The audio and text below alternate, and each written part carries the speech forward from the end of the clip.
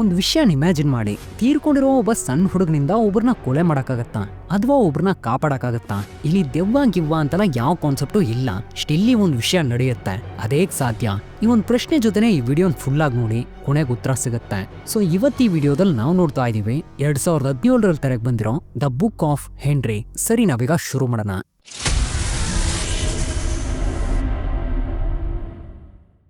ಮೂವಿಯ starting ನಲ್ಲಿ ಇವನೇ ನಮ್ ಹೀರೋ ಹೆನ್ರಿ ಮತ್ತಿವನು ಅವನ ತಮ್ಮ ಪೀಟರ್. ಇವರಿಬ್ರು ಸ್ಕೂಲ್ ಬಸ್ಗೋಸ್ಕರ ವೇಟ್ ಮಾಡಿ ಬಸ್ ನಲ್ಲಿ ಹತ್ಕೊಂಡಾಗ ಈ ಪ್ರಪಂಚದಲ್ಲಿ ಎರಡು ರೀತಿಯ ಜನರು ಇರ್ತಾರೆ. ಒಬ್ರು ತುಂಬಾನೇ ಡೀಸೆಂಟ್, ಯಾರಿಗೂ ಯಾವ ತೊಂದ್ರೆನೂ ಉಂಟು ಮಾಡಲ್ಲ.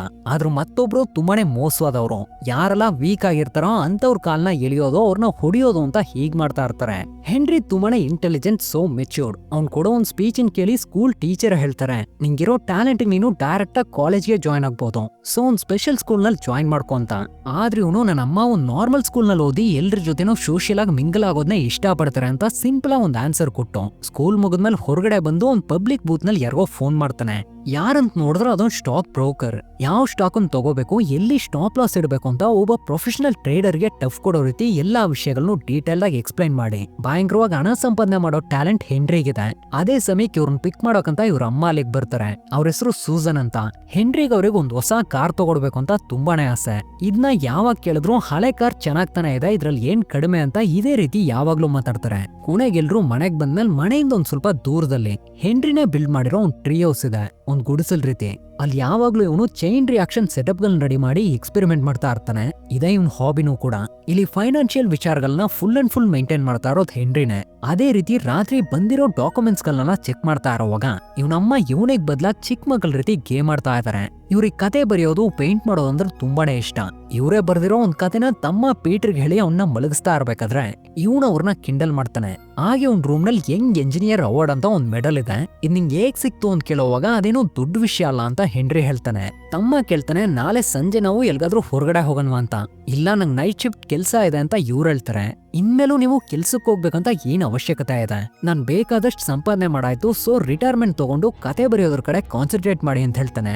ಆದ್ರೆ ಅವರು ಇದಕ್ಕೆ ಒಪ್ಕೊಳ್ತೆ ಅಲ್ಲಿಂದ ಹೊರಡೋವಾಗ ಲೈಟ್ ಆಫ್ ಮಾಡೋದ ಬೇಡವಾ ಅಂತ ಕೇಳ್ತಾರೆ. ಹೆನ್ರಿ ಆಫ್ ಮಾಡಿ ಅಂತ ಹೇಳ್ತಾನೆ, ತಮ್ಮ ಬೇಡ ಅಂತ ಹೇಳ್ತಾನೆ. ಅದೇ ರೀತಿ ಡೋರ್ ಕ್ಲೋಸ್ ಮಾಡೋದ ಬೇಡವಾ ಅಂತ ಕೇಳ್ತಾರೆ, ತಮ್ಮ ಬೇಡ ಅಂತ ಹೇಳ್ತಾನೆ. ಅಣ್ಣ ಕ್ಲೋಸ್ ಮಾಡಿ ಅಂತ ಹೇಳ್ತಾನೆ. ಸೊ ಇದರಿಂದಲೇ ಗೊತ್ತಾಗುತ್ತೆ ಹೆನ್ರಿನ್ ಮೈಂಡ್ ಸೆಟ್ ಎಷ್ಟು ಮೆಚೂರ್ಡ್ ಆಗಿದೆ, ಅವನೊಬ್ಬ ಅಡಲ್ಟ್ ರೀತಿ ಬಿಹೇವ್ ಮಾಡ್ತಾ ಇದ್ದಾನೆ ಅಂತ. ನೆಕ್ಸ್ಟ್ ಟೈಮ್ ಬೆಳಗ್ಗೆ ಇವರೆಲ್ಲರೂ ಬ್ರೇಕ್ಫಾಸ್ಟ್ ನಲ್ಲಿರೋ ಸಮಯ ಪಕ್ಕದ ಮನೆಯಲ್ಲಿರೋ ಕ್ಲೆನ್ ಸಿಕಲ್ ಮ್ಯಾನ್ ಅನ್ನೋ ಒಬ್ಬ ವ್ಯಕ್ತಿ ಇವ್ರ ಅಮ್ಮ ಸೂಸನ್ ನ ಹೊರಗಡೆ ಬರೋಕೆ ಕರೀತಾನೆ. ವಿಷಯ ಏನಂದ್ರೆ ಇವ್ರ ಮನೆ ಮುಂದೆ ಇರೋ ಮರಗಲ್ ಎಲೆಗಳಲ್ಲ ಕಾಲಿಗೆ ಅವ್ರ ಮನೆ ಕಡೆ ಹೋಗ್ತಾ ಇದೆಯಂತೆ, ಅದನ್ನೆಲ್ಲ ಕ್ಲೀನ್ ಮಾಡಕ್ ಹೇಳ್ತಾನೆ. ಅವನೊಬ್ಬ ಪೊಲೀಸ್ ಕಮಿಷನರ್, ಸೊ ಇವರು ಬೇರೇನೋ ಮಾತಾಡದೆ ಸರಿ ಅಂತ ಒಪ್ಕೋತಾರೆ. ಅದೇ ಟೈಮ್ಗೆ ಆ ವ್ಯಕ್ತಿಯ ಮಗಳೊಬ್ಳು ಹೊರಗಡೆ ಬರ್ತಾಳೆ. ಅವಳ ಹೆಸರು ಕ್ರಿಸ್ಟಿಯಾನ ಅಂತ. ಅವಳೇನು ಈ ವ್ಯಕ್ತಿಗೆ ಡೈರೆಕ್ಟ್ ಮಗಳಲ್ಲ, ಈ ವ್ಯಕ್ತಿ ಅವಳಿಗೆ ಸ್ಟೆಪ್ ಫಾದರ್. ಅವಳಮ್ಮ ತೀರ್ಕೊಂಡಿದ್ದಾರೆ. ಅವಳು ಯಾವಾಗ್ಲೂ ಮುಖಾನ್ ಸ್ಯಾಡ್ ಆಗಿ ಇಟ್ಕೊಂಡು ತಲೆ ಕೂದಲ್ನ ಮುಂದೆ ಬಿಟ್ಟಿರ್ತಾಳೆ. ಏನ್ ಕತೆ ಅಂತ ಇದುವರೆಗೂ ಗೊತ್ತಿಲ್ಲ. ಅವಳನ್ನ ಕಂಡ್ರೆ ಹೆನ್ರಿ ನಮ್ಮ ಸೂಸನ್ ತುಂಬಾನೇ ಇಷ್ಟ. ಇವರೇ ಅವಳ ತಲೆ ಕೂದಲ್ನ ಸರಿ ಮಾಡಿ ಇವಳೇ ನನ್ ಸೊಸೆ ಅನ್ನೋ ರೀತಿ ಮಾತಾಡ್ತಾ ಹೆನ್ರಿನ ಕಿಂಡಲ್ ಮಾಡ್ತಾರೆ. ಮತ್ತೆ ಇವ್ರು ಕೆಲಸ ಮಾಡ್ತಾ ಇರೋದು ಪಕ್ಕದಲ್ಲೇ ಇರೋ ಒಂದ್ ರೆಸಾರ್ಟ್ ನಲ್ಲಿ. ಅಲ್ಲೇ ಇವ್ರ ಫ್ರೆಂಡು ಕೂಡ ಕೆಲಸ ಮಾಡ್ತಾ ಇದಾರೆ. ಅವ್ರ ಹೆಸರು ಶೀಲಾ ಅಂತ.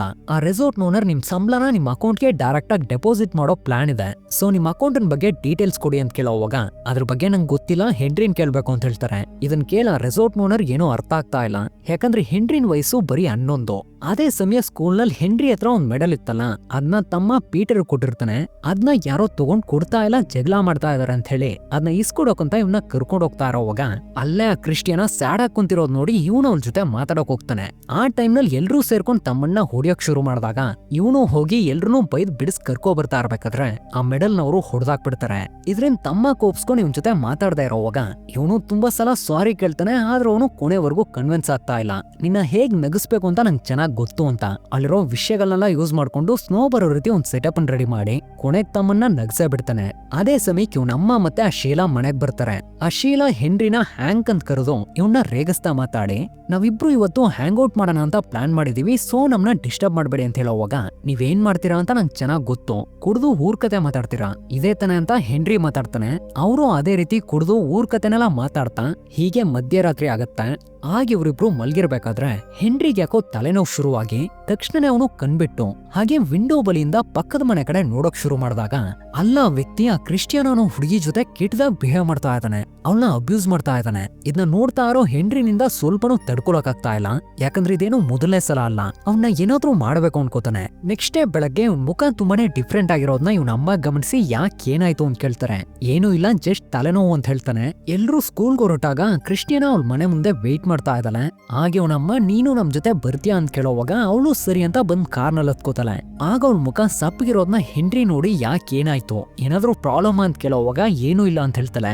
ಹಾಗೆ ಎಲ್ರು ಸ್ಕೂಲ್ಗೂ ರೀಚ್ ಆಗ್ತಾರೆ. ಸ್ಕೂಲ್ಗೆ ಬಂದ್ಮೇಲೂ ಇನ್ನೂ ಅವಳ ಮುಖ ಅದೇ ರೀತಿ ಇರೋದ್ ನೋಡಿ ಹೆನ್ರಿ ತುಂಬಾನೇ ಕೋಪದಲ್ಲಿ ಕ್ಲಾಸ್ನಲ್ಲಿ ಟೀಚರ್ ಪಾಠ ಮಾಡ್ತಾ ಇದ್ರು, ಅದ್ರ ಬಗ್ಗೆ ಸ್ವಲ್ಪನೂ ತಲೆ ಕೆಡಿಸ್ಕೊಳ್ದೆ ತಕ್ಷಣನೇ ಅಲ್ಲಿಂದ ಹೊರಟು ಪ್ರಿನ್ಸಿಪಲ್ ನ ಮೀಟ್ ಮಾಡ್ತಾನೆ. ನಿಮ್ಗೆ ಎಷ್ಟ್ ಸಲ ಹೇಳಿ ಆ ವ್ಯಕ್ತಿ ಆ ಹುಡುಗಿಗೆ ತೊಂದರೆ ಕೊಡ್ತಾ ಇದ್ದಾನೆ, ಇದನ್ನ ಎನ್ಕ್ವೈರ್ ಮಾಡ್ಬೇಕಾಗಿರೋದು ನಿಮ್ ಜವಾಬ್ದಾರಿ. ಒಬ್ರು ಪ್ರಿನ್ಸಿಪಲ್ ಆಗಿದ್ದು ನೀವಿದ್ರ ಬಗ್ಗೆ ಕಂಪ್ಲೇಂಟ್ ಕೊಟ್ರೆ ಖಂಡಿತ ಆಕ್ಷನ್ ತಗೋತಾರೆ, ಇದ್ರೂ ನೀವು ಯಾಕೆ ಇದನ್ ಮಾಡ್ತಾ ಇಲ್ಲ ಅಂತ ಕೋಪದಲ್ಲಿ ಕೇಳ್ತಾನೆ. ಆದ್ರೆ ಆ ಪ್ರಿನ್ಸಿಪಲ್ ಹೆನ್ರಿ ಹೇಳೋದನ್ನ ನಂಬ್ತಾ ಇಲ್ಲ.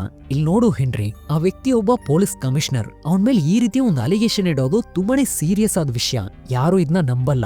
ಸೊ ಒಂದ್ ಸಾಲಿಡ್ ಎವಿಡೆನ್ಸ್ ಬೇಕು, ಎವಿಡೆನ್ಸ್ ಇಲ್ದೆ ಏನು ಮಾಡಕ್ಕಾಗಲ್ಲ ಅಂತ ಹೇಳೋವಾಗ ಸರಿ ಆಯ್ತು ಇದನ್ನ ನಾನೇ ನೋಡ್ಕೋತೀನಿ ಅಂತ ಅಲ್ಲಿರೋ ಪೇಪರ್ಸ್ ನೆಲ್ಲ ಬಿಸಾಡಿ ತುಂಬಾನೇ ಕೋಪದಲ್ಲಿ ಹೊರಗ್ ಬರ್ತಾನೆ.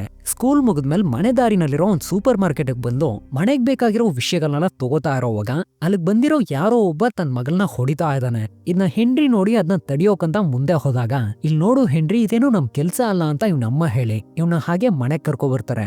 ಹಾಗ್ ಬಂದ ತಕ್ಷಣ ಒಂದ್ ಹೆಲ್ಪ್ ಲೈನ್ ಫೋನ್ ಮಾಡಿ ಪಕ್ಕದ ಮನೆಯಲ್ಲಿರೋ ಆ ವ್ಯಕ್ತಿ ತನ್ನ ಮಗಳನ್ನ ಅಬ್ಯೂಸ್ ಮಾಡ್ತಾ ಇದ್ದಾನೆ ಅಂತ ಅವನ್ ಬಗ್ಗೆ ಎಲ್ಲಾ ಡೀಟೇಲ್ಸ್ನು ಕೊಟ್ಟು ತಾನ್ ಯಾರು ಅಂತ ಹೇಳ್ದೆ. ಹಾಗೆ ಕೆಳಗ್ ಬಂದು ಇವ್ರು ತಗೋ ಬಂದಿರೋ ವಿಷಯಗಳನ್ನ ಅನ್ಲೋಡ್ ಮಾಡ್ತಾ ಇರೋವಾಗ ಅಲ್ಲಿಗ ಕ್ರಿಸ್ಟಿಯಾನೋ ಬಂದು ಇವನ್ ಜೊತೆ ಮಾತಾಡೋಕ್ ಶುರು ಮಾಡಿ ಇವನು ತನ್ನ ತಮ್ಮನಿಗೆ ಕೊಟ್ಟಿರೋ ಒಂದ್ ಮೆಡಲ್ ಹೊಡೆದೋಯ್ತಲ್ಲ, ಅದಕ್ ಬದ್ಲಾಗಿ ತನಗ್ ಡ್ಯಾನ್ಸ್ ಕಾಂಪಿಟೇಷನ್ ಅಲ್ಲಿ ಸಿಕ್ಕಿರೋ ಆ ಒಂದ್ ಮೆಡಲ್ ನ ಹೆನ್ರಿ ಕೊಟ್ಟು ಇದನ್ನ ನಿನ್ ತಮ್ಮನಿಗೆ ಕೊಡು ಅಂತ ಹೇಳ್ತಾಳೆ. ಅದೇ ಸಮಯಕ್ಕೆ ಆ ವ್ಯಕ್ತಿನೂ ಹೊರಗ್ ಬರ್ತಾನೆ. ಆಗ ಇವನಮ್ಮ ಸೂಸನ್ ಇನ್ನೊಂದ್ ಸ್ವಲ್ಪ ದಿನದಲ್ಲೇ ಸ್ಕೂಲ್ ನಲ್ಲಿ ಟ್ಯಾಲೆಂಟ್ ಶೋ ಶುರು ಆಗ್ತಾ ಇದೆಯಂತೆ, ಅದಕ್ ನಿಮ್ ಮಗಳನ್ನ ನಾನೇ ಕರ್ಕೊಂಡ್ ಹೋಗ್ತೀನಿ ಅಂತ ಪರ್ಮಿಷನ್ ಕೇಳಿದಾಗ ಅವನು ಸರಿ ಅಂತ ಒಪ್ಕೋಬಿಡ್ತಾನೆ. ನಂತರ ಹೆನ್ರಿ ಅವನ್ ರೂಮ್ ನಲ್ಲಿರೋವಾಗ ಅವನಮ್ಮ ನೀನ್ ಯಾಕೆ ಹೀಗಿದ್ಯಾ, ಎಲ್ಲಾ ಹುಡುಗರು ಹೇಗಿರ್ತಾರೋ ಹಾಗಿರೋ, ಹೊರಗಡೆ ಹೋಗೋ ಜಾಲಿಯಾಗಿ ಎಂಜಾಯ್ ಮಾಡೋ ಅಂತ ಮಾತಾಡ್ತಾರೆ. ಆಗ ಹೆನ್ರಿ ಕೇಳ್ತಾನೆ, ನೀವ್ ಯಾಕೆ ನನ್ನ ಸೂಪರ್ ಮಾರ್ಕೆಟ್ ನಲ್ಲಿ ತಡೆದ್ರಿ, ಒಬ್ರಿಗೆ ನೋವಾಗ್ತಾ ಇದೆ, ಒಬ್ರಿಗೆ ಹರ್ಟ್ ಆಗ್ತಾ ಇದೆ ಅಂತ ಗೊತ್ತಿದ್ರು ಅವ್ರನ್ನ ಹೇಗ್ ಹಾಗೆ ಬಿಟ್ ಬರ್ತೀರಾ, ಇದು ಸರಿನಾ ಅಂತ ಕೇಳ್ತಾನೆ. ಇದಕ್ ಅವ್ರಿಗೆ ಏನ್ ಹೇಳ್ಬೇಕು ಅಂತಾನೆ ಗೊತ್ತಾಗ್ತಾ ಇಲ್ಲ. ಅದೇ ಸಮಯಕ್ಕೆ ವೆಹಿಕಲ್ ಬರೋ ಶಬ್ದ ಕೆಲ್ಸುತ್ತೆ. ಏನಂತ ನೋಡಿದ್ರೆ ಇವನು ಕಂಪ್ಲೇಂಟ್ ಕೊಟ್ಟಿದ್ನಲ್ಲ, ಸೊ ಅದನ್ನ ವಿಚಾರಿಸೋಕೋಸ್ಕರ ಒಬ್ರು ಆಫೀಸರ್ ಆ ವ್ಯಕ್ತಿ ಮನೆಗ್ ಬರ್ತಾರೆ. ಆದ್ರೆ ಆ ವ್ಯಕ್ತಿಗ ಆಫೀಸರ್ನ ಚೆನ್ನಾಗ್ ಗೊತ್ತಿದೆ. ಸೊ ಫಾರ್ಮಾಲಿಟಿಗಂತ ಕ್ರಿಸ್ಟಿಯಾನೋನ ವಿಚಾರಿಸಿದಾಗ ಅವಳು ಏನೂ ತೊಂದ್ರೆ ಇಲ್ಲ, ಚೆನ್ನಾಗಿದ್ದೀನಿ ಅಂತ ಹೇಳ್ಬಿಡ್ತಾಳೆ. ಅವರು ಹೊರಟೋಗ್ತಾರೆ. ಆಗ್ತಾನೆ ಹೆನ್ರಿ ಚೆಕ್ ಮಾಡ್ದಾಗ ಗೊತ್ತಾಗತ್ತೆ ಬಂದಿರೋ ಆಫೀಸರ್ ಬೇರೆ ಯಾರೋ ಅಲ್ಲ, ಆ ವ್ಯಕ್ತಿಯ ತಮ್ಮನೇ ಅಂತ. ಇದರಿಂದ ಇವನು ಬೇರೆ ದಾರಿನೇ ಇಲ್ಲ, ನಾನೇ ಏನಾದ್ರೂ ಮಾಡ್ಬೇಕು ಅಂತ ತಕ್ಷಣನೇ ತನ್ನ ಸೈಕಲ್ ತಗೊಂಡು ಎಲ್ಲಾ ಕಡೆ ಸುತ್ತಾಡಿ ಕೊನೆಗೊಂದ್ ಬ್ರಿಡ್ಜ್ ಬಂದು ಕೆಳಗ್ ಆಳ ಎಷ್ಟಿದೆ ಅಂತೆಲ್ಲ ಚೆಕ್ ಮಾಡಿ ಈ ಎಲ್ಲಾ ವಿಷಯಗಳನ್ನೂ ಒಂದ್ ಟೇಪ್ ನಲ್ಲಿ ರೆಕಾರ್ಡ್ ಮಾಡಕ್ ಶುರು ಮಾಡ್ತಾನೆ.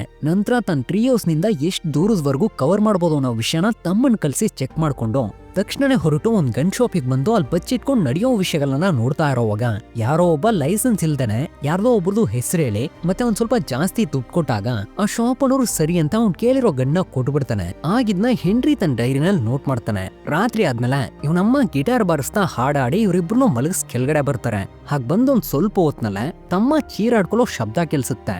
ಏನಂತ ನೋಡಿದ್ರೆ ಹೆನ್ರಿಗೆ ಯಾಕೋ ಸೀಸರ್ ಫಿಟ್ಸ್ ರೀತಿ ಬಂದು ಅವನಿಗ ಉದ್ದಾಡ್ತಾ ಇದ್ದಾನೆ. ಇದರಿಂದ ಇವರು ತುಂಬಾನೇ ಗಾಬರಿಯಾಗಿ ತಕ್ಷಣ ಆಂಬುಲೆನ್ಸ್ ಫೋನ್ ಮಾಡಿ ಅವನ್ನ ಹಾಸ್ಪಿಟಲ್ ತಗೋಬರ್ತಾರೆ. ಆಗೊಬ್ರು ಡಾಕ್ಟರ್ ಚೆಕ್ ಮಾಡ್ತಾನೆ, ಕೇಳ್ತಾರೆ ಇವನಿಗೆ ಮೊದ್ಲೇ ಈ ರೀತಿ ಏನಾದ್ರು ಬಂದಿದೆಯಾ ಅಂತ. ಅದಕ್ ಸೂಸನ್ ಇಲ್ಲ, ಜಸ್ಟ್ ತಲೆನೋವು ಅಂತ ಹೇಳ್ತಾ ಇದ್ದ ಅಷ್ಟೇ ಅಂತ ಹೇಳ್ತಾರೆ. ಸರಿ ಹೆನ್ರಿ, ಈ ತಲೆನೋವು ನಿಂಗೆ ಯಾವಾಗ ಶುರು ಆಯ್ತು ಅಂತ ಕೇಳ್ತಾರೆ. ಅದಕ್ ಹೆನ್ರಿ ಹೇಳ್ತಾನೆ ಒಂದ್ 4-5 ತಿಂಗಳಿಗೂ ಮುಂಚೆನೆ ಅಂತ. ಇದನ್ ಕೇಳೋರು ಸೂಸನ್ ಹತ್ರ ನಾವು ಅವನಿಗೆ ಇಮ್ಮಿಡಿಯೇಟ್ ಆಗಿ ಸರ್ಜರಿ ಮಾಡ್ಬೇಕು ಅಂತ ಹೇಳ್ತಾ ಇರೋವಾಗ್ಲೆ ಹೆನ್ರಿಗ್ ಮತ್ತೆ ಫಿಟ್ ಶುರುವಾಗಿ ಅವನಿಗ ಉದ್ದಾಡ್ತಾ ಇದ್ದಾನೆ. ಸೊ ಇವ್ರಿಗೆ ಬೇರೆ ದಾರಿನೇ ಇಲ್ದೆ ಸೂಸನ್ ಹತ್ರ ಒಪ್ಪಿಗೆ ತಗೊಂಡು ತಕ್ಷಣನೇ ಆಪರೇಷನ್ ಥಿಯೇಟರ್ಗೂ ತಗೊಂಡೋಗಿ ಸರ್ಜರಿನೂ ಶುರುವಾಗತ್ತೆ. ಬೆಳಗಿನ ಜಾವ ಎಲ್ಲ ಕಂಪ್ಲೀಟ್ ಆದ್ಮೇಲೆ ಆ ಡಾಕ್ಟರ್ ಸೂಸನ್ ಹತ್ರ ಏನೋ ಒಂದ್ ವಿಷಯ ಹೇಳ್ದಾಗ ಇದನ್ ಕೇಳೋರು ಗೋಲು ಅಂತ ಅಳೋಕ್ ಶುರು ಮಾಡ್ತಾರೆ. ಬೆಳಗಾದ್ಮೇಲೆ ಹೆನ್ರಿನೂ ಕಣ್ಬಿಟ್ಟು ನಂಗೆ ಏನಾಯ್ತು ಅಂತ ಕೇಳ್ತಾನೆ. ಆದ್ರೆ ಅವ್ರಿಗೆ ಮಾತೆ ಬರ್ತಾ ಇಲ್ಲ. ಅದೇ ಸಮಯಕ್ಕೆ ಆ ಡಾಕ್ಟ್ರು ಅಲ್ಲಿಗೆ ಬಂದು ತಮ್ಮ ಪೀಟರ್ನ ಹೊರಗಡೆ ಕಳ್ಸಿ ಹೆನ್ರಿ ಜೊತೆ ಮಾತಾಡಕ್ ಶುರು ಮಾಡಿ, ಇಲ್ಲಿ ನೋಡು ಹೆನ್ರಿ, ನಿನ್ ತಲೆ ಒಳಗೊಂದ್ ಕೆಟ್ಟ ವಿಷಯ ಇದೆ, ಅದನ್ನ ನಾವು ಟ್ಯೂಮರ್ ಅಂತ ಕರಿತೀವಿ. ನಾವು ಅದನ್ನ ನಿಂಗ್ ಹರ್ಟ್ ಆಗದೆ ತೆಗಿಯೋಕ್ ಎಷ್ಟೋ ಕಷ್ಟಪಟ್ವಿ, ಆದ್ರೆ ನಮ್ಮಿಂದ ಆಗ್ಲಿಲ್ಲ, ಕಾಲ ಮಿಂಚೋಗಿದೆ ಅಂತ ಈ ರೀತಿ ಮಾತಾಡಿದಾಗ, ಕಮಾನ್ ಮ್ಯಾನ್, ಒಂದ್ ಸ್ವಲ್ಪ ನಾರ್ಮಲ್ ಆಗಿ ಮಾತಾಡಿ, ನೀವು ಕೊಡೋ ಎಕ್ಸ್ಪ್ರೆಷನ್ ಇಂದಲೇ ನಂಗೆ ಗೊತ್ತಾಯ್ತು ಸಿಚುವೇಶನ್ ಎಷ್ಟು ಸೀರಿಯಸ್ ಆಗಿದೆ ಅಂತ ಹೆನ್ರಿ ಹೇಳ್ತಾನೆ. ಇದನ್ ಕೇಳಿ ಡಾಕ್ಟರ್ಗೂ ಏನೋ ಅರ್ಥ ಆಗದೆ ತುಂಬಾನೇ ಆಶ್ಚರ್ಯಪಟ್ಟು ನೋಡ್ತಾ ಇರೋವಾಗ, ಇದು ಮೇ ಬಿ ಹೈ ಗ್ರೇಡ್ ಎಪಿಂಡೈಮಾ ಇರ್ಬೋದು ಅಥವಾ ಗ್ಲಯೋಬ್ಲಾಸ್ಟಮಾ ಇರ್ಬೋದು. ನಂಗೆ ಯಾವಾಗೆಲ್ಲ ತಲೆನೋವಾಗ್ತಾ ಇತ್ತು ಆಗ ಎಲ್ಲಾ ವಿಷಯಗಳು ಬ್ಲರ್ ಆಗಿ ಕಾಣಿಸ್ತಾ ಇತ್ತು. ನಾನು ಆವಾಗ್ಲೇ ಅರ್ಥ ಮಾಡ್ಕೋಬೇಕಾಗಿತ್ತು ನಂಗಿನ್ನೋ ಒಂದ್ ದೊಡ್ಡ ತೊಂದರೆ ಇದೆ ಅಂತ. ಆದ್ರೆ ಇದನ್ನ ಸ್ಟಾರ್ಟಿಂಗ್ ನಲ್ಲೇ ಯಾಕೆ ನಾನು ಗಮನಿಸ್ತಾ ಬಿಟ್ಟೆ ಅಂತ ನಂಗೆ ಸ್ವಲ್ಪನೂ ಗೊತ್ತಾಗ್ತಾ ಇಲ್ಲ. ಸರಿ, ಆ ಟ್ಯೂಮರ್ ತುಂಬಾನೇ ದೊಡ್ಡದಾಗಿದೆಯಾ ಅಂತ ಕೇಳ್ತಾನೆ. ಹೌದು ಅಂತ ಹೇಳ್ತಾರೆ. ಅದು ಕ್ರಿಟಿಕಲ್ ಸ್ಟ್ರಕ್ಚರ್ ನಲ್ಲಿ ಫಾರ್ಮ್ ಆಗಿದೆಯಾ ಅಂತ ಕೇಳ್ತಾನೆ. ಹೌದು ಅಂತ ಹೇಳ್ತಾರೆ. ಸರಿ, ಅದನ್ನ ತೆಗಿಯೋಕಾಗತ್ತಾ ಅಂತ ಕೇಳ್ತಾನೆ. ಇಲ್ಲ, ತುಂಬಾನೇ ಕಷ್ಟ ಅಂತ ಹೇಳ್ತಾರೆ. ಓಕೆ, ನಾನು MRI ರಿಪೋರ್ಟ್ಸ್ನೆಲ್ಲ ಕೊಡಕ್ಕಾಗತ್ತಾ ಅಂತ ಕೇಳಿ ಅದನ್ನೆಲ್ಲ ಇಸ್ಕೊಂಡು ಫುಲ್ಲಾಗಿ ಚೆಕ್ ಮಾಡಿದ್ಮೇಲೆ ಹೆನ್ರಿಗೊಂದು ವಿಷಯ ಕ್ಲಿಯರ್ ಆಗಿ ಅರ್ಥ ಆಗ್ಬಿಡುತ್ತೆ, ತಾನು ಖಂಡಿತ ತೀರ್ಕೋತೀನಿ ಅಂತ. ಆದ್ರಿಂದ ಅವನು ನಾನೊಂದ್ ಸ್ವಲ್ಪ ಒಂಟಿಯಾಗಿರ್ಬೇಕು, ನೀವಿಬ್ರು ಹೊರಗಡೆ ಹೋಗಕ್ಕಾಗತ್ತಾ ಅಂತ ಕೇಳೋವಾಗ ಇವರು ಸರಿ ಅಂತ ಹೊರಟೋಗ್ತಾರೆ. ಪಾಪ ಅವನು ಫೀಲ್ ಮಾಡಕ್ ಶುರು ಮಾಡ್ತಾನೆ. ಅದೇ ಸಮಯಕ್ಕೆ ಸ್ಕೂಲ್ನಲ್ಲಿ ಇವಾಗ ಹೆನ್ರಿ ಹಾಸ್ಪಿಟಲೈಸ್ ಆಗಿರೋದ್ರಿಂದ ಎಲ್ಲಾ ಮಕ್ಕಳು ಅವನಿಗೆ ಲೆಟರ್ ಬರೀತಾ ಇದ್ದಾರೆ. ಅದೇ ರೀತಿನೇ ಕ್ರಿಸ್ಟಿಯಾನನು ಸ್ಟಾರ್ಟಿಂಗ್ ನಲ್ಲಿ ವಿ ಮಿಸ್ ಯು ಅಂತ ಬರೆದು ಅದಾದ್ಮೇಲೆ ಹೊಡೆದು ಹಾಕಿ ಐ ಮಿಸ್ ಯು ಅಂತ ಬರ್ಕೊಡ್ತಾಳೆ. ಇಲ್ಲಿವಾಗ ಶೀಲಾ ಹೆನ್ರಿ ಮೀಟ್ ಮಾಡಿ, ನಾವ್ ಇದುವರೆಗೂ ಒಂದ್ಸಲನೂ ಚೆನ್ನಾಗಿ ಮಾತಾಡೇ ಇಲ್ಲ, ಒಬ್ರನ್ನೊಬ್ರು ಬೈಕೋತಾ ಇದ್ವಿ ಅಂತ ಮಾತಾಡೋವಾಗ ಅವ್ರ ಧ್ವನಿನಲ್ಲೇ ಗೊತ್ತಾಗತ್ತೆ ಅವ್ರಿವಾಗ ಫೀಲ್ ಮಾಡ್ತಾ ಇದಾರೆ ಅಂತ. ಇದನ್ನ ಇವನು ಅರ್ಥ ಮಾಡ್ಕೊಂಡು ನಮ್ಮಿಬ್ರಿಗೂ ಒಬ್ರ ಮೇಲೆ ಒಬ್ರಿಗೆ ಪ್ರೀತಿ ಇದೆ, ಇದನ್ನ ನಾವು ಆಪೋಸಿಟ್ ನಲ್ಲಿ ಎಕ್ಸ್ಪ್ರೆಸ್ ಮಾಡ್ತಾ ಇದ್ವಿ. ಇದನ್ನ ಹೊರಗಡೆಯಿಂದ ಯಾರಾದ್ರೂ ನೋಡಿದ್ರೆ ಅವ್ರಿಗೆ ಇದೆಲ್ಲ ಚೈಲ್ಡಿಶ್ ಅನ್ಸ್ಬೋದು, ಆದ್ರೆ ನಾನು ಒಬ್ಬ ಚೈಲ್ಡ್ ಅಂತ ಹೆನ್ರಿ ಮಾತಾಡೋವಾಗ ಅವರು ಏನು ಮಾತಾಡದೆ ಇವನ್ನ ಕಿಸ್ ಮಾಡಿ ಅಲ್ಲಿಂದ ಹೊರಟೋಗ್ತಾರೆ.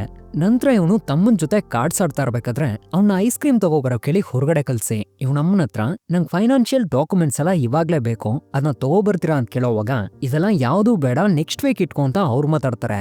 ನೆಕ್ಸ್ಟ್ ವೀಕ್ ನಾನು ಇರ್ತೀನಾ ಇರಲ್ವಾ ಅಂತ ನಂಗೆ ಸ್ವಲ್ಪನೂ ಗೊತ್ತಿಲ್ಲ, ಸೊ ತಗೋಬನ್ನಿ ಅಂತ ಹೇಳೋವಾಗ ಅವರು ಸರಿ ಅಂತ ಅಲ್ಲಿಂದ ಹೊರಟ ಮೇಲೆ ತಮ್ಮ ಇವ್ನ್ ಕೇಳಿರೋ ಐಸ್ ಕ್ರೀಮ್ ತಗೊಂಡು ಹೊಲಕ್ ಬರ್ತಾನೆ. ಹೆನ್ರಿ, ನಾನು ನಿನ್ ಜೊತೆ ಒಂದ್ ಮುಖ್ಯವಾದ ವಿಷಯನ ಮಾತಾಡ್ಬೇಕು ಅಂತ ಹೇಳಿ ಎಲ್ಲ ಮುಗಿದ್ಮೇಲೆ ಅಂತ ಹೇಳೋವಾಗ ಇದನ್ ಕೇಳಿದ ತಕ್ಷಣನೇ ತಮ್ಮನು ಜೋರಾಗಿ ಅಲೋಕ್ ಶುರು ಮಾಡ್ತಾನೆ. ಆಗ ಇವನು, ಇಲ್ಲಿ ನೋಡು ಪೀಟರ್, ಇದು ತುಂಬಾನೇ ಮುಖ್ಯವಾದ ವಿಷಯ, ನಾನ್ ತೀರ್ಕೊಂಡ್ಮೇಲೆ ನನ್ನ ಹತ್ರ ಇರೋ ಒಂದ್ ರೆಡ್ ಡೈರಿನ ಅಮ್ಮನಗ್ ಕೊಡ್ತೀಯಾ, ನಿನ್ಮೇಲೆ ನಂಗೆ ಫುಲ್ ಆಗಿ ನಂಬಿಕೆ ಇದೆ, ನೀನ್ ಇದನ್ನ ಮಾಡ್ತೀಯಾ ಅಂತ ಕೇಳ್ದಾಗ ಅವನು ಅಳ್ತಾನೆ ಸರಿ ಅಂತ ಹೇಳ್ತಾನೆ. ಆಗ ಹೆನ್ರಿನೂ ಅವನ್ನ ಕರೆದು ಪಕ್ಕದಲ್ಲಿ ಕೂರಿಸ್ಕೊಂಡು ಅಮ್ಮನ್ನ ಚೆನ್ನಾಗಿ ನೋಡ್ಕೋಬೇಕು ಅಂತೆಲ್ಲ ಬುದ್ಧಿ ಹೇಳ್ತಾ ಇರ್ಬೇಕಾದ್ರೆ ಈ ಕಡೆ ಇವರು ಅವ್ನ್ ಕೇಳಿರೋ ಎಲ್ಲಾ ವಿಷಯಗಳನ್ನು ಪ್ಯಾಕ್ ಮಾಡಿ ತಗೊಂಡು ಮತ್ತೆ ಹಾಸ್ಪಿಟಲ್ ಕಡೆ ಹೊರಟು ಬರ್ತಾರೆ. ಇವನು ಯಾವ ಸ್ಟಾಕ್ ಅನ್ನು ತಗೋಬೇಕು, ಯಾವ್ದನ್ನ ಸೇಲ್ ಮಾಡ್ಬೇಕು, ಬಾಂಡ್ಸ್ಗಳನ್ನ ಲಾಂಗ್ ಟರ್ಮ್ ವರ್ಗೂ ಹೋಲ್ಡ್ ಮಾಡಿದ್ರೆ 3 ಪಟ್ಟು ಟ್ಯಾಕ್ಸ್ ಫ್ರೀ ಸಿಗುತ್ತೆ. ಈ ಎಲ್ಲಾ ವಿಷಯಗಳನ್ನು ಬ್ರೋಕರ್ ಇನ್ಫಾರ್ಮ್ ಮಾಡಿದೀನಿ, ಇದನ್ನೆಲ್ಲ ಅವ್ರು ನೋಡ್ಕೋತಾರೆ. ಮತ್ತೆ ನೀವು ಒಂದ್ ಕಾರ್ ತಗೊಳ್ಳಿ ಅಂತ ಮಾತಾಡಿದಾಗ ನಂಗೆ ಇದು ಯಾವ್ದು ಮುಖ್ಯ ಅಲ್ಲ, ನಂಗ್ ಕಾರ್ ಏನು ಬೇಡ, ನಂಗ್ ನೀನೇ ಮುಖ್ಯ ಅಂತ ತುಂಬಾನೇ ಎಮೋಷನಲ್ ಆದಾಗ ಹೆನ್ರಿ ಅವ್ರನ್ನ ಸಮಾಧಾನ ಮಾಡ್ತಾನೆ. ಇವಾಗ ಸಂಜೆ ಆದ್ಮೇಲೆ ಮಲ್ಗಿರೋ ಹೆನ್ರಿ ಸಡನ್ ಆಗಿ ಕಂಡ್ಬಿಟ್ಟು ತೂರಾಡ್ತಾನೆ, ಅಲ್ಲಿರೋ ವಿಂಡೋಗಳನ್ನೆಲ್ಲ ಓಪನ್ ಮಾಡೋಕ್ ಟ್ರೈ ಮಾಡ್ತಾನೆ. ಆಗ ಇವ್ನ ಅಮ್ಮ ಇವನ್ನ ತಡೆದು ಮಡಲ್ನಲ್ಲಿ ಮಲಗಿಸ್ಕೊಂಡಾಗ ನನ್ನ ದಯವಿಟ್ಟು ಬಿಡಿ, ನನ್ನ ಆಕಾಶ ನೋಡ್ಬೇಕು ಅಂತ ಹೇಳ್ತಾ ಅಳ್ತಾನೆ. ಹಾಗೆ ಕೋಣೆಗ್ ಪ್ರಾಣನ್ ಬಿಟ್ಬಿಡ್ತಾನೆ. ಸೊ ಹೆನ್ರಿಗ್ ಮಲ್ಗಿರೋವಾಗ್ಲೇ ಗೊತ್ತಾಗಿದೆ ಅವನಿವಾಗ ತೀರ್ಕೋತಾನೆ ಅಂತ. ಹೆನ್ರಿನೂ ತೀರ್ಕೊಂಡ್ಮೇಲೆ ದಿನಗಳು ಹಾಗೆ ಸಾಗ್ತಾ ಇದೆ. ತಮ್ಮ ಪೀಟರ್ ಒಂಟಿಯಾಗಿರೋದ್ ನೋಡಿ ಕ್ರಿಸ್ಟಿಯಾನ ಅವನ ಜೊತೆ ಟೈಮ್ ಸ್ಪೆಂಡ್ ಮಾಡಕ್ ಶುರು ಮಾಡ್ತಾಳೆ. ಇವನ ಅಮ್ಮನು ತುಂಬಾನೇ ಡಿಪ್ರೆಷನ್ ಆಂಗ್ಸೈಟಿಗೊಳಗಾಗಿ ಅದ್ರಿಂದ ಹೊರಗಡೆ ಬರೋಕಾಗದೆ ಕಷ್ಟ ಪಡ್ತಾ ಹುಚ್ಚಿಡ್ದಂಗ್ ಬಿಹೇವ್ ಮಾಡ್ತಾ ಇರೋವಾಗ ಪೀಟರ್ ಅವ್ರನ್ನ ತಡೆದು, ನೀವ್ ಯಾಕೆ ಈ ರೀತಿ ಬಿಹೇವ್ ಮಾಡ್ತಾ ಇದೀರಾ, ಇದನ್ನೆಲ್ಲ ನೋಡಿದ್ರೆ ಚೈಲ್ಡಿಶ್ ರೀತಿ ಕಾಣಿಸ್ತಾ ಇದೆ ಅಂತ ಹೆನ್ರಿ ಮಾತಾಡೋ ರೀತಿನೇ ಇವನು ಮಾತಾಡ್ತಾ ಇರ್ಬೇಕಾದ್ರೆ ಅದೇ ಸಮಯಕ್ಕೆ ಆ ಡಾಕ್ಟರ್ ಇವರು ಮತ್ತೆ ಪೀಟರ್ ಚೆನ್ನಾಗಿದಾನ ಅಂತ ನೋಡೋಕೋಸ್ಕರ ಮನೆಗ್ ಬಂದು ಪೀಟರ್ ಹತ್ರ ನಿಂಗೇನೇ ತೊಂದ್ರೆ ಉಂಟಾದ್ರೂ ನಂಗೆ ಫೋನ್ ಮಾಡು ಅಂತ ಧೈರ್ಯ ಹೇಳಿ ತನ್ನ ಕಾರ್ಡ್ ಅವನಿಗೆ ಕೊಟ್ಟೋಗ್ತಾರೆ. ಸ್ವಲ್ಪ ಹೊತ್ನಲ್ಲೇ ಇವರು ಕೆಲ್ಸಕ್ಕಂತ ಹೊರಟು ಆ ರೆಸಾರ್ಟಿಗೆ ಬಂದಾಗ ಆ ರೆಸಾರ್ಟ್ ಓನರ್ ಒಂದ್ ಸ್ವಲ್ಪ ನಿಂತ್ಕೊಳ್ಳಿ ಸೂಸನ್, ನಿಮ್ ಮಗ ಹಾಸ್ಪಿಟಲ್ ಇಂದ ನಂಗೊಂದ್ ಲೆಟರ್ ಕಳ್ಸಿದ್ದ, ಅವನು ಇದುವರೆಗೂ $6,80,000 ಸಂಪಾದನೆ ಮಾಡಿದಾನಂತೆ, ಅದೆಲ್ಲ ಇವಾಗ ನಿಮ್ ಅಕೌಂಟ್ ನಲ್ಲಿದೆ, ಅದಲ್ಲದೆ ಸ್ಟಾಕ್ಸು ಮತ್ತೆ ಬಾಂಡ್ಸ್ ಮೇಲೂ ಇನ್ವೆಸ್ಟ್ ಮಾಡಿದಾನಂತೆ. ಅವ್ನ್ ತುಂಬಾನೇ ಬುದ್ಧಿವಂತ, ತುಂಬಾನೇ ಸ್ಮಾರ್ಟ್ ಆದ ಹುಡುಗ. ಅವ್ನ್ ನನ್ನ ಹತ್ರ ಒಂದ್ ರಿಕ್ವೆಸ್ಟ್ ಮಾಡ್ಕೊಂಡ, ನಿಮ್ನ ಕೆಲಸದಿಂದ ತೆಗೆದಾಕಿ ಅಂತ. ಸೊ ದಯವಿಟ್ಟು ನನ್ನ ಕ್ಷಮಿಸ್ಬಿಡಿ, ಇನ್ಮೇಲೆ ನೀವು ಕೆಲ್ಸಕ್ ಬರ್ಬೇಡಿ ಅಂತ ಹೇಳೋವಾಗ ಇದನ್ ಕೇಳಿ ಇವರು ತುಂಬಾನೇ ಕೋಪಿಸ್ಕೊಂಡು ಏನು ಮಾತಾಡದೆ ಅಲ್ಲಿಂದ ಹೊರಟು ಬಿಡ್ತಾರೆ. ಅದೇ ಸಮಯ ಸ್ಕೂಲ್ ನಲ್ಲಿ ತಮ್ಮ ಕ್ರಿಸ್ಟಿಯಾನ ಸ್ಯಾಡ್ ಆಗಿರೋದ್ ಗಮನಿಸಿ ಅವ್ಳಿಗೇನೋ ಒಂದ್ ತೊಂದ್ರೆ ಇದೆ ಅನ್ನೋ ವಿಷಯ ಇವನ್ಗೂ ಅರ್ಥ ಆಗತ್ತೆ. ನಂತರ ಮನೆಗ್ ಬಂದು ರೂಮ್ ನಲ್ಲಿ ಇರ್ಬೇಕಾದ್ರೆ ಹೆನ್ರಿ ಅಮ್ಮನ ಕೊಡುವಂತ ಒಂದ್ ಡೈರಿ ಕೊಟ್ಟಿರೋ ವಿಷಯ ನೆನಪಾಗಿ ತಕ್ಷಣನೇ ಅದನ್ನ ತಗೊಂಡೋಗ್ ಸೂಸನ್ ಕೊಡ್ತಾರೆ. ಆಗ ಅವರು ಅದನ್ನ ಓದೋಕ್ ಶುರು ಮಾಡಿದಾಗ ಪಕ್ಕದ ಮನೆಯ ವ್ಯಕ್ತಿ ತನ್ನ ಮಗಳನ್ನ ಅಬ್ಯೂಸ್ ಮಾಡ್ತಾ ಇರೋದಾಗ ಎಲ್ಲಾ ವಿಷಯಗಳನ್ನು ಎಕ್ಸ್ಪ್ಲೈನ್ ಮಾಡಿ ಅವನ್ನ ಕೊಲೆ ಮಾಡ್ಬೇಕು ಅಂತ ಮೆನ್ಷನ್ ಮಾಡಿದಾನೆ. ಆದ್ರೆ ಇವರು ಕೊಲೆ ಮಾಡೋದಲ್ಲ ಯಾವ್ದು ಬೇಡ, just child protective service phone ಮಾಡೋಣ ಅಂತೇಳಿ ಫೋನ್ ತಗೋತಾರೆ. ಆಗ ಪಕ್ಕದಲ್ಲೇ ಮೆನ್ಷನ್ ಮಾಡಿದಾನೆ, ನಾನಿದ್ನ ಆಲ್ರೆಡಿ ಟ್ರೈ ಮಾಡಾಯ್ತು, ಯಾವ್ದು ಕೆಲ್ಸಕ್ಕಾಗ್ಲಿಲ್ಲ, ಸೊ ನಮ್ಗಿದನ್ ಬಿಟ್ರೆ ಬೇರೆ ದಾರಿನೇ ಇಲ್ಲ ಅಂತ. ಇದನ್ನೆಲ್ಲ ಓದಿ ಇವ್ರಿಗೂ ಏನ್ ಮಾಡ್ಬೇಕಂತ ಒಂದ್ ಕ್ಲಾರಿಟಿನೇ ಇಲ್ದೆ ಆ ವ್ಯಕ್ತಿನ ಫಾಲೋ ಮಾಡಕ್ ಶುರು ಮಾಡಿ ಅವ್ನಿಗಿರೋ ಅಧಿಕಾರ ಮತ್ತೆ ಇನ್ಫ್ಲೂಯೆನ್ಸ್ ಭಯಂಕರವಾಗಿದೆ ಅನ್ನೋ ವಿಷಯನ ಗಮನಿಸ್ತಾರೆ. ರಾತ್ರಿ ಇವರು ತಮ್ಮನ್ ಮಲಗಿಸ್ತಾ ಇರ್ಬೇಕಾದ್ರೆ ಪಕ್ಕದ ಮನೆ ಕಡೆಯಿಂದ ಲೈಟ್ ಬ್ಲಿಂಕ್ ಆಗ್ತಾ ಇದೆ. ಏನಂತ ನೋಡಿದ್ರ ಕ್ರಿಸ್ಟಿಯನ ಇನ್ನೂ ನಿದ್ರೆನೆ ಮಾಡ್ದೆ ಲೈಟ್ ನ ಆನ್ ಆಫ್ ಮಾಡ್ತಾ ಏನೋ ಒಂದ್ ವಿಷಯಕ್ಕೋಸ್ಕರ ವೇಟ್ ಮಾಡ್ತಾ ಇರೋವಾಗ ಅದೇ ಸಮಯಕ್ಕೆ ಆ ವ್ಯಕ್ತಿನೂ ಅವ್ಳ ರೂಮಿನ ಡೋರ್ನ ಓಪನ್ ಮಾಡ್ಕೊಂಡು ಹೊರಗಡೆ ಬರ್ತಾನೆ. ಅಲ್ಗೆ ಸೀನು ಕಟ್ ಆಗುತ್ತೆ. ಸೊ ಅಲ್ಲಿ ನಡೀತಾ ಇರೋ ಘೋರವಾದ ವಿಷಯನ ಇವರು ನೋಡಿ ಹೆನ್ರಿ ರೀತಿನೇ ಅವನ್ನ ಏನಾದ್ರೂ ಮಾಡ್ಬೇಕು, ಅವನ್ನ ಕೊಲೆ ಮಾಡ್ಬೇಕು ಅನ್ಕೊಂಡು ಸದ್ಯಕ್ಕೆ ಅವಳನ್ನ ಕಾಪಾಡೋಕೋಸ್ಕರ ಆ ವ್ಯಕ್ತಿಗೆ ಫೋನ್ ಮಾಡ್ತಾರೆ. ನೀವು ಮನೆ ಮುಂದೆ ಕ್ಲೀನ್ ಮಾಡಕ್ ಹೇಳಿದ್ರಲ್ಲ, ನಂಗೆ ಇದುವರೆಗೂ ಅದಕ್ಕೆ ಟೈಮೇ ಸಿಗ್ಲಿಲ್ಲ, ನಾಳೆ ಅದನ್ನ ಕ್ಲೀನ್ ಮಾಡ್ತೀನಿ ಅಂತ ಮಾತಾಡ್ತಾ ಅವನ್ನ ಹಾಗೆ ಡೈವರ್ಟ್ ಮಾಡಿ ಇವಾಗ ಇವರು ಹೆನ್ರಿ ಬರ್ದಿರೋ ಆ ಬುಕ್ಕನ್ ತಗೊಂಡ್ ಓದೋಕ್ ಶುರು ಮಾಡಿದಾಗ ಅದ್ರಲ್ಲಿ ಅವನು ಒಂದ್ ಸೇಫ್ ಒಂದ್ ಲಾಕರ್ನ ಚೆಕ್ ಮಾಡಿ ಅಂತ ಮೆನ್ಷನ್ ಮಾಡಿದಾನೆ. ತಕ್ಷಣನೇ ಇವರು ಅದನ್ನ ಚೆಕ್ ಮಾಡಿ ನೋಡಿದಾಗ ಆಗ ಅದ್ರೊಳಗಡೆ ಅವನು ವಾಯ್ಸ್ ರೆಕಾರ್ಡ್ ಮಾಡ್ತಾ ಇದ್ನಲ್ಲ ಅವನ್ ಟೇಪ್ ರೆಕಾರ್ಡರ್ ಇದೆ. ಸರಿ ಅಂತ ಅದನ್ನ ಪ್ಲೇ ಮಾಡಿದಾಗ, ಹಾಯ್ ಮಾಮ್, ಹೇಗಿದ್ದೀರಾ? ಒಂದ್ ಸ್ವಲ್ಪ ನಿಧಾನವಾಗಿ ಉಸಿರಾಡಿ. ನೀವ್ ಈ ಟೇಪನ್ ಕೇಳೋವಾಗ ನಾನ್ ನಿಮ್ ಜೊತೆ ಇರಲ್ಲ. ಕೆಲವು ದಿನಗಳ ಹಿಂದೆ ನಾನು ರಾತ್ರಿ ನೀವೆಲ್ರೂ ಮಲಗದ್ಮೇಲೆ ಹೊರಗಡೆ ಹೋಗಿ ಈ ಒಂದು ವಿಷಯನ ನಾನೇ ಫುಲ್ ಅಂಡ್ ಫುಲ್ ಮಾಡಿ ಮುಗಿಸ್ಬಿಡೋಣ ಅಂತ ತುಂಬಾ ವಿಷಯಗಳನ್ನ ಪ್ಲಾನ್ ಮಾಡಿದ್ದೆ. ಆದ್ರೆ ನನ್ನಿಂದ ಯಾವ್ದನ್ನೂ ಮಾಡೋಕ್ಕಾಗ್ಲಿಲ್ಲ. ಸೊ ನಂಗೆ ನಿಮ್ ಹೆಲ್ಪ್ ಬೇಕು. ನಾನು ಈ ಟೇಪನ್ ಮುಖಾಂತರ ನಿಮ್ ಜೊತೆನೆ ಇರ್ತೀನಿ, ನೀವ್ ನಂಗೆ ಹೆಲ್ಪ್ ಮಾಡ್ತೀರಾ ಅಂತ ಕೇಳೋವಾಗ ಇವರು ಸರಿ ಅಂತ ಒಪ್ಕೊಂಡು ಅದ್ರಲ್ಲಿರೋ ವಿಷಯಗಳನ್ನ ಕೇಳ್ತಾನೆ. ಅವನೆಲ್ಲ ಮಾಡಕಂತ ಹೊರಟಾಗ ಅವನು ಒಂದೊಂದಾಗಿ ಇನ್ಸ್ಟ್ರಕ್ಷನ್ ಕೊಡೋಕ್ ಶುರು ಮಾಡ್ತಾನೆ. ಒಂದೇ ಸಲ ಬಲ್ಕಾದ ಅಮೌಂಟ್ ನ ವಿತ್ಡ್ರಾ ಮಾಡಿದ್ರೆ ಡೌಟ್ ಬರುತ್ತೆ ಅಂತ ಒಂದೊಂದು ATM ನಲ್ಲೂ ಸ್ವಲ್ಪ ಅಂತ ಹಣನ್ ವಿತ್ಡ್ರಾ ಮಾಡ್ಕೊಂಡು ಆ ಗನ್ ಶಾಪಿಗೆ ಹೋಗೋಕ್ ಹೇಳ್ತಾನೆ. ಇವರು ಅದೇ ರೀತಿ ಬಂದಾಗ ನೀವೀಗ ತುಂಬಾನೇ ಕಾನ್ಫಿಡೆಂಟ್ ಆಗಿರ್ಬೇಕು, ಯಾವ್ದೇ ಕಾರಣಕ್ಕೂ ನರ್ವಸ್ ಆಗ್ಬಾರ್ದು, ಇದೇ ರೀತಿ ಹೊಳಗಡೆ ಹೋಗಿ ಅಂತ ಹೇಳ್ತಾನೆ. ಇವರು ಹೊಳಗ್ ಬಂದು ಗನ್ ಶೂಟಿಂಗ್ ನಲ್ಲಿ ಒಬ್ರು ಎಕ್ಸ್ಪರ್ಟ್ ರೀತಿ ನಂಗೊಂದ್ ಲಾಂಗ್ ರೇಂಜ್ ಇರೋ ಗನ್ನು, ಒಂದ್ ಸಪ್ರೆಷರ್, ನೈಟ್ ವಿಷನ್ ಸ್ಕೋಪ್ ಮತ್ತೆ 3 ಎಕ್ಸ್ಟ್ರಾ ಮ್ಯಾಗಝಿನ್ಸ್ ಬೇಕು. ಇದೆಲ್ಲ ನಿಮ್ಮ ಹತ್ರ ಇದೆಯಾ? ಇಲ್ಲ ಅಂದ್ರೆ ಹೇಳಿ ಬೇರೆ ಶಾಪ್ ಹೋಗ್ತೀನಿ ಅಂತ ತುಂಬಾನೇ ಕಾನ್ಫಿಡೆಂಟ್ ಆಗಿ ಮಾತಾಡಿದಾಗ ಸಪ್ರೆಷರ್ ಯೂಸ್ ಮಾಡೋರು ಶಬ್ದನೇ ಬರಲ್ಲ, ಇದನ್ನ ಸಿವಿಲಿಯನ್ಸ್ ಯೂಸ್ ಮಾಡೋದು ಇಲ್ಲಿಗಲ್ ಅಂತ ಶಾಪ್ ಓನರ್ ಮಾತಾಡ್ತಾನೆ. ಆಗ ಇವರು ಒಂದ್ ಸ್ವಲ್ಪ ಎಕ್ಸ್ಟ್ರಾ ಹಣನ್ ಕೊಟ್ಟು ಡಾಮಿನಿಕ್ ನಂಗೆ ಇದೇ ವಿಷಯ ಹೇಳ್ದ ಅಂತ ಮೊದ್ಲೊಬ್ಬ ವ್ಯಕ್ತಿ ಗನ್ ತಗೊಳ್ಳೋವಾಗ ಯಾರೋ ಒಬ್ಬಂದು ಹೆಸರು ಹೇಳದ್ನಲ್ಲ ಅದೇ ಹೆಸರನ್ನ ಇವರು ಹೇಳೋವಾಗ ಅವನು ಸರಿ ಅಂತ ಇವ್ರು ಕೇಳಿರೋ ಗನ್ನೆ ಕೊಟ್ಟು ಕಲ್ಸ್ಬಿಡ್ತಾನೆ. ಇವರು ತುಂಬಾನೇ ಕಾನ್ಫಿಡೆಂಟ್ ಆಗಿ ನಾಟಕ ಮಾಡಿ ಅವನ್ನೆಲ್ಲ ತಗೊಬಂದ್ ಕಾರಲ್ಲಿ ಇಟ್ಮೇಲ್ತಾನೆ ನಿಟ್ಟುಸಿರು ಬಿಡ್ತಾರೆ. ಅದಾದ್ಮೇಲೆ ಹೆನ್ರಿ ಕೊಡೋ ಇನ್ಸ್ಟ್ರಕ್ಷನ್ ಪ್ರಕಾರನೇ ಗನ್ ಶೂಟಿಂಗ್ ನು ಪ್ರಾಕ್ಟೀಸ್ ಮಾಡಿ ನಂತರ ಆ ವ್ಯಕ್ತಿನ ಮೀಟ್ ಮಾಡಕಂತ ಬಂದಾಗ ಅವನು ಹೆನ್ರಿ ತೀರ್ಕೊಂಡಿರೋದ್ರಿಂದ ದುಃಖನ್ ವಿಚಾರಿಸ್ತಾನೆ. ಇವರು ಪರವಾಗಿಲ್ಲ, ನಾನ್ ನಿಮ್ ಜೊತೆ ಕೆಲವು ವಿಷಯಗಳನ್ನ ಮಾತಾಡಬೇಕು, ಹೊಳಗ್ ಮಾತಾಡೋಣ ಅಂತ ಕೇಳಿದಾಗ ಅವನು ಸರಿ ಅಂತ ಕರ್ಕೊಂಡ್ ಹೋಗ್ತಾನೆ. ಆಗ ಅದೇ ಟೈಮ್ಗೆ ಕ್ರಿಸ್ಟಿಯನ ಕೆಳಗ್ ಬರ್ತಾ ಇರ್ಬೇಕಾದ್ರೆ ನೀನ್ ಚೆನ್ನಾಗಿದೀಯ ಅಂತ ವಿಚಾರಿಸ್ತಾರೆ. ಆಗ ಅವನು ಏನು ತೊಂದ್ರೆ ಇಲ್ಲ, ಚೆನ್ನಾಗಿದ್ದೀನಿ ಅಂತ ಹೇಳಿ ಬೇರೇನು ಮಾತಾಡದೆ ಹಾಗೆ ಹೊರಟೋಗ್ತಾಳೆ. ಇವರು ಆ ವ್ಯಕ್ತಿ ಜೊತೆ ಮಾತಾಡೋಕ್ ಶುರು ಮಾಡಿ, ನೀವು ಕ್ರಿಸ್ಟಿಯನ ಫ್ಯೂಚರ್ಗೋಸ್ಕರ ಏನಾದ್ರೂ ಮಾಡಿದೀರಾ, ಲೈಕ್ ಇನ್ಶೂರೆನ್ಸ್, ಪ್ರಾಪರ್ಟೀಸ್ ಎಲ್ಲ ಯಾರ್ಗ್ ಹೋಗ್ಬೇಕು, ಅವಳು ಯಾರ್ ಜೊತೆ ಇರ್ಬೇಕು, ಈ ರೀತಿ ಅಂತ ಕೇಳೋವಾಗ ಸರಿ ನೀವಿದ್ನ ಏನಕ್ ವಿಚಾರಿಸ್ತೀರಾ ಅಂತ ಕೇಳ್ತಾನೆ. ಲಾಸ್ಟ್ ಮಂತ್ ಏನೇನೋ ನಡೆದೋಯ್ತು, ಹೆನ್ರಿ ತೀರ್ಕೊಂಡ, ಇವಾಗಿರೋದು ಪೀಟರ್ ಒಬ್ನೇ, ಅವನಿಗೋಸ್ಕರ ನಾನು ಏನಾದ್ರೂ ಮಾಡ್ಲೇಬೇಕಲ್ಲ, ಅದರಿಂದ ಐಡಿಯಾ ಕೇಳ್ತಾ ಇದ್ದೀನಿ, ನೀವೇನಾದ್ರೂ ಆ ರೀತಿ ಮಾಡಿದೀರಾ ಅಂತ ಕೇಳೋವಾಗ ಆ ವ್ಯಕ್ತಿ ಅವಳಿಗಂತ ನಾನು ಇದುವರೆಗೂ ಏನೂ ಮಾಡಿಲ್ಲ, ಯಾವ ವಿಷಯನೂ ಡಾಕ್ಯುಮೆಂಟ್ ಮಾಡಿಲ್ಲ ಅಂತ ಇದನ್ನ ಕ್ಲಿಯರ್ ಆಗಿ ಹೇಳ್ಬಿಡ್ತಾನೆ. ಇವ್ರಿಗೂ ಬೇಕಾಗಿರೋದು ಇದೇನೆ, ಕ್ರಿಸ್ಟಿಯನ ಯಾರ್ ಜೊತೆ ಇರಬೇಕು ಅಂತ ಆ ವ್ಯಕ್ತಿ ಇನ್ನೂ ಡಾಕ್ಯುಮೆಂಟ್ ಮಾಡಿಲ್ಲ. ಅದ್ನ ಇವರು ತಿಳ್ಕೊಂಡು ನಾನು ಅವಳನ್ನ ಸ್ಕೂಲ್ ಫಂಕ್ಷನ್ ಕರ್ಕೊಂಡು ಹೋಗ್ತೀನಿ ಅಂತ ಹೇಳಿದ್ನಲ್ಲ, ಅದಕ್ಕಾದ ಪರ್ಮಿಷನ್ ಲೆಟರ್ ಅಂತ ಹೇಳಿ ಒಂದು ಫಾರ್ಮ್ ಅನ್ನು ಕೊಟ್ಟಾಗ ಅವನು ಅದ್ರಲ್ಲಿ ಸೈನ್ ಮಾಡ್ಕೊಡ್ತಾನೆ. ತಕ್ಷಣನೇ ಇವರು ಅದನ್ನ ಮನೆಗ್ ತಂದು ಅವನ್ ರೀತಿನೇ ಸೈನ್ ಹಾಕೋಕ್ ಪ್ರಾಕ್ಟೀಸ್ ಮಾಡ್ತಾ ಇರೋವಾಗ ಹೆನ್ರಿ ಆ ಟೇಪನ್ ಮುಖಾಂತರ ಹೇಳ್ತಾನೆ, ನಾನ್ ನಿಮ್ಗೊಂದು ಹೊಸ ಕಾರ್ ತಗೊಂಡಿದ್ದೀನಿ, ಅದೆಲ್ಲಿದೆ ಅನ್ನೋ ವಿಷಯ ಡೈರಿನಲ್ಲಿ ಮೆನ್ಷನ್ ಮಾಡಿದೀನಿ, ಅದನ್ನ ನೀವು ಪಿಕ್ ಮಾಡ್ಕೊಳ್ಳಿ ಅಂತ ಹೇಳೋವಾಗ ಇವರು ಸರಿ ಅಂತ ಹೇಳ್ತಾರೆ. ರಾತ್ರಿ ತಮ್ಮನ್ ಮಲಗಿಸ್ತಾ ನೀನು ಟ್ಯಾಲೆಂಟ್ ಶೋನಲ್ಲಿ ಏನ್ ಮಾಡೋಣ ಅಂತ ಪ್ಲಾನ್ ಮಾಡಿದ್ಯಾ ಅಂತ ಕೇಳೋವಾಗ ಒಂದ್ ಮ್ಯಾಜಿಕ್ ಟ್ರಿಕ್ ಅಂತ ಹೇಳ್ತಾನೆ. ಇಬ್ರು ಹಾಗೆ ಹೆನ್ರಿ ಬಗ್ಗೆ ಮಾತಾಡ್ತಾ ತುಂಬಾನೇ ಎಮೋಷನಲ್ ಆಗ್ತಾರೆ. ನೆಕ್ಸ್ಟ್ ಡೇ ಸಂಜೆ ಇಬ್ರು ಆ ಟ್ಯಾಲೆಂಟ್ ಶೋಗ್ ರೆಡಿ ಆಗಿ ಕ್ರಿಸ್ಟಿಯನನ್ನು ಪಿಕ್ ಮಾಡ್ಕೊಂಡು ಸ್ಕೂಲಿಗೆ ಹೋಗ್ತಾರೆ. ಹೆನ್ರಿ ಮಾಡಿರೋ ಪ್ಲಾನ್ ಏನಂದ್ರೆ ಇವರಿಬ್ರು ಕರ್ಕೊಂಡೋಗಿ ಸ್ಕೂಲಿಗೆ ಬಿಟ್ಟು ಆ ಟ್ಯಾಲೆಂಟ್ ಶೋನ ಅಟೆಂಡ್ ಮಾಡೋ ರೀತಿ ಒಂದ್ ಬಿಂಬನ್ ಕ್ರಿಯೇಟ್ ಮಾಡಿ ಯಾರಿಗೂ ಗೊತ್ತಿಲ್ಲದೆ ಮನೆಗ್ ಬಂದು ಆ ವ್ಯಕ್ತಿನ ಕೊಲೆ ಮಾಡ್ಬೇಕು. ಅದಾದ್ಮೇಲೆ ಮತ್ತೆ ಸ್ಕೂಲ್ಗೆ ಹೋಗಿ ಆ ಟ್ಯಾಲೆಂಟ್ ಶೋನ ಫುಲ್ ಆಗಿ ಅಟೆಂಡ್ ಮಾಡಿದ್ರೆ ಯಾರು ಇವ್ರ ಮೇಲೆ ಡೌಟ್ ಪಡಲ್ಲ ಅಂತ. ಇವರು ಅದೇ ರೀತಿ ಸ್ಕೂಲ್ಗೆ ರೀಚ್ ಆಗ್ತಾರೆ. ಆಗಲ್ಲಿ ಆ ಡಾಕ್ಟರ್ ಇರೋದ್ ನೋಡಿ ಏನೂ ಅರ್ಥ ಆಗದೆ ಹಾಗೆ ನಿಂತಿರ್ಬೇಕಾದ್ರೆ ಆಗ ಮಗ ಹೇಳ್ತಾನೆ, ನಾನೇ ಅವ್ರನ್ನ ಇನ್ವೈಟ್ ಮಾಡ್ದೆ ಅಂತ. ಸರಿ ಏನೂ ತೊಂದ್ರೆ ಇಲ್ಲ, ಚೆನ್ನಾಗಿ ಪರ್ಫಾರ್ಮ್ ಮಾಡು ಅಂತ ಹೇಳಿ ಕಳ್ಸಿದ್ಮೇಲೆ ಪ್ರಿನ್ಸಿಪಲ್ ಮಾತಾಡಿ ಶೋನು ಶುರು ಮಾಡಿಸ್ತಾರೆ. ಮಕ್ಳು ಒಬ್ಬೊಬ್ರ ಪರ್ಫಾರ್ಮ್ ಮಾಡ್ತಾ ಇರೋವಾಗ ಇವರು ಯಾರಿಗೂ ಗೊತ್ತಿಲ್ಲದೆ ಹೊರಗಡೆ ಬಂದು ತನ್ನ ಕಾರನ್ ತಗೊಂಡ್ ತುಂಬಾನೇ ವೇಗವಾಗಿ ಹೊರಟು ಮನೆಗ್ ಬರ್ತಾರೆ. ಹಾಗ್ ಬಂದು ಆ ಗನ್ನನ್ ತಗೊಂಡ್ ಹೆನ್ರಿನ ಟ್ರಿಯೋಸ್ಗೆ ಹೋಗಿ ಎಲ್ಲಾ ಸೆಟಪ್ ಗಳನ್ನು ರೆಡಿ ಮಾಡ್ಕೊಂಡು ವೇಟ್ ಮಾಡ್ತಾ ಇರೋವಾಗ ಅದೇ ಸಮಯಕ್ಕೆ ಆ ವ್ಯಕ್ತಿನೂ ಮನೇಲಿರ್ಬೇಕಾದ್ರೆ ಅವ್ನ್ಗೆ ಯಾರೋ ವಿಸಿಲ್ ಹೊಡಿಯೋ ರೀತಿ ಶಬ್ದ ಕೇಳಿಸುತ್ತೆ. ಸೊ ತಕ್ಷಣನೇ ಅವನು ಕೂಡ ಒಂದ್ ಗನ್ನನ್ ತಗೊಂಡು ಅದೇನಂತ ನೋಡೋಕೋಸ್ಕರ ಹೊರಗಡೆ ಬಂದು ಆ ಶಬ್ದನೇ ಹಿಂಬಾಲಿಸ್ತಾ ನಡೆದು ಹೆನ್ರಿ ತಮ್ಮ ಪೀಟರ್ನ್ ಕಲ್ಸಿ ಎಲ್ಲಿವರೆಗೂ ವಿಷನ್ ಕ್ಲಿಯರ್ ಆಗಿ ಸಿಗ್ತಾ ಇದೆ ಅಂತ ಚೆಕ್ ಮಾಡದ್ನಲ್ಲ ಆ ಒಂದ್ ಜಾಗಕ್ ಬಂದಾಗ ಅಲ್ಲೊಂದ್ ರೇಡಿಯೋ ಇದೆ, ಅದ್ರ ಮುಖಾಂತರನೇ ಈ ಶಬ್ದ ಬರ್ತಾ ಇದೆ. ಅದೇ ಸಮಯ ಕ್ರಿಸ್ಟಿಯಾನ ಸ್ಕೂಲಲ್ಲಿ ಡ್ಯಾನ್ಸ್ ಮಾಡಕ್ ಶುರು ಮಾಡ್ತಾಳೆ. ಇಷ್ಟು ದಿನ ಅವಳು ತನ್ನ ಡ್ರೆಸ್ಸು ಮತ್ತೆ ತಲೆ ಕೂದಲು ಅಂತ ಫುಲ್ ಆಗಿ ಕವರ್ ಮಾಡ್ಕೋತಾ ಇದ್ಲು. ಆದ್ರೆ ಈ ಸಲ ಆ ರೀತಿ ಕವರ್ ಮಾಡ್ಕೊಳ್ದೆ ತನ್ನ ತಲೆ ಕೂದಲು ಟೈಟ್ ಆಗಿ ಕಟ್ಕೊಂಡು ತನಗಿರೋ ನೋವನ್ನೆಲ್ಲ ಮರೆತು ಡ್ಯಾನ್ಸ್ ಮಾಡ್ತಾ ಇರೋವಾಗ ಪ್ರಿನ್ಸಿಪಲ್ ಇದನ್ನೆಲ್ಲ ನೋಡ್ತಾನೆ. ಅವಳ ದೇಹದಲ್ಲಿರೋ ಗಾಯದ ಗುರುತನೆಲ್ಲ ಗಮನಿಸಿದಾಗ ಅರ್ಥ ಆಗತ್ತೆ ಹೆನ್ರಿ ಹೇಳಿರೋ ಎಲ್ಲಾ ವಿಷಯನೂ ನಿಜಾನೆ, ಯಾವ್ದೂ ಸುಳ್ಳಲ್ಲ ಅಂತ. ಇವ್ರಿಲ್ಲಿ ಗೊತ್ತಿಲ್ಲದೆ ಏನೋ ಒಂದ್ ವಿಷಯನ ಹೊತ್ತು ಬಿಡ್ತಾರೆ. ಅದಿವಾಗ ಹೆನ್ರಿ ರೆಡಿ ಮಾಡಿರೋ ಒಂದ್ ಸೆಟಪ್ ನ ಆಕ್ಟಿವೇಟ್ ಮಾಡಿ ಅದಿವಾಗ ಶಬ್ದ ಮಾಡ್ತಾ ಇವ್ರನ್ನ ಡಿಸ್ಟರ್ಬ್ ಮಾಡ್ತಾ ಇದೆ. ಅದೇ ಸಮಯಕ್ಕೆ ಆ ವ್ಯಕ್ತಿನೂ ಸ್ಕೋಪ್ ನಲ್ಲಿ ಕ್ಲಿಯರ್ ಆಗಿ ಕಾಣಿಸ್ತಾ ಇದ್ದಾನೆ. ಹೆನ್ರಿನೂ ಆ ಟೇಪನ್ ಮುಖಾಂತರ ಶೂಟ್ ಮಾಡಿ ಅಂತ ಹೇಳ್ತಾನೆ ಇರ್ಬೇಕಾದ್ರೆ ಇವರು ಇನ್ನೇನು ಶೂಟ್ ಮಾಡ್ಬೇಕು ಅನ್ನೋ ಸಮಯದಲ್ಲಿ ಆ ಸೆಟಪ್ ಅನ್ನೋದು ಫುಲ್ ಆಗಿ ಕಂಪ್ಲೀಟ್ ಆಗಿ ಹೆನ್ರಿಯ ಚಿಕ್ಕ ವಯಸ್ಸಿನ ಫೋಟೋಸ್ ಎಲ್ಲ ಕೆಳಗ್ ಬಂದು ಅದಿವಾಗ ನೇತಾಡ್ತಾ ಇದೆ. ಅದನ್ನೆಲ್ಲ ನೋಡಿದ್ಮೇಲೆ ಸೂಸನ್ ಒಂದ್ ವಿಷಯ ಅರ್ಥ ಆಗತ್ತೆ, ಹೆನ್ರಿ ಇನ್ನು ಒಬ್ಬ ಚಿಕ್ಕ ಹುಡುಗ, ಒಬ್ರನ್ನ ಕೊಲೆ ಮಾಡೋದು ಅನ್ನೋದು ಎಷ್ಟು ದೊಡ್ಡ ವಿಷಯ. ಒಬ್ಬ ಚಿಕ್ಕ ಹುಡುಗನ್ ಮಾತನ್ನ ಕೇಳಿ ಕೊಲೆ ಮಾಡೋದು ಸರಿನಾ? ಖಂಡಿತ ಇಲ್ಲ. ಸೊ ಬೇರೆ ಏನಾದ್ರೂ ದಾರಿ ಹುಡುಕಣ ಅಂತ ಆ ವ್ಯಕ್ತಿನ ಕೊಲೆ ಮಾಡೋ ಪ್ಲಾನ್ ನ ಕೈ ಬಿಟ್ಟು ಆ ಗಣ್ಣನ್ ತಗೊಂಡು ಆ ಟ್ರೀಹೌಸ್ ನಿಂದ ಹೊರಗಡೆ ಬರ್ತಾ ಇರೋವಾಗ ಸರಿಯಾಗಿ ಆ ವ್ಯಕ್ತಿನೂ ಆ ಜಾಗ್ ಬಂದು ಇಲ್ಲಿ ನಡೆಯೋದಲ್ಲ ಏನು ಅಂತ ಕೇಳ್ತಾನೆ. ಇವರು ತುಂಬಾ ಗಾಬರಿನಲ್ಲೇ ನೀನ್ ಆ ಹುಡುಗಿಗೆ ಏನ್ ಮಾಡ್ತಾ ಇದೀಯ ಅಂತ ನಂಗೆ ಚೆನ್ನಾಗ್ ಗೊತ್ತು. ಆವಾಗ ಎಮರ್ಜೆನ್ಸಿ ಅಂತ ಹೇಳಿ ಸ್ಕೂಲ್ ನಿಂದ ಕರ್ಕೊ ಬರೋದು, ಅವಳು ತುಂಬಾ ಸಲ ಸ್ಕೂಲಿಗೆ ಆಬ್ಸೆಂಟ್ ಆಗೋದು, ಚೈಲ್ಡ್ ಪ್ರೊಟೆಕ್ಟಿವ್ ಸರ್ವಿಸ್ ನಿನ್ ಬಗ್ಗೆ ಏನೇ ಕಂಪ್ಲೇಂಟ್ ಬಂದ್ರು ನಿನ್ ತಮ್ಮನ್ ಬಳಸ್ಕೊಂಡು ಅದನ್ನೆಲ್ಲ ಮುಚ್ಚಿಡೋದು, ಇದನ್ನೆಲ್ಲ ಸರಿಯಾಗಿ ಮಾಡ್ದೆ. ಆದ್ರೆ ನೀನ್ ಮಾಡ್ತಾ ಇರೋ ಎಲ್ಲಾ ವಿಷಯನೂ ಒಬ್ಬ ನೋಡ್ತಾ ಇದ್ದ, ಅದನ್ನ ನೀನು ಗಮನಿಸ್ತಾ ಬಿಟ್ಬಿಟ್ಟೆ ಅಂತ ಮಾತಾಡೋವಾಗ ಸರಿ ಈ ವಿಷಯನ ಹೊರಗಡೆ ಹೇಳಿದ್ರೆ ಯಾರಾದ್ರೂ ಇದನ್ನ ನಂಬ್ತಾರ?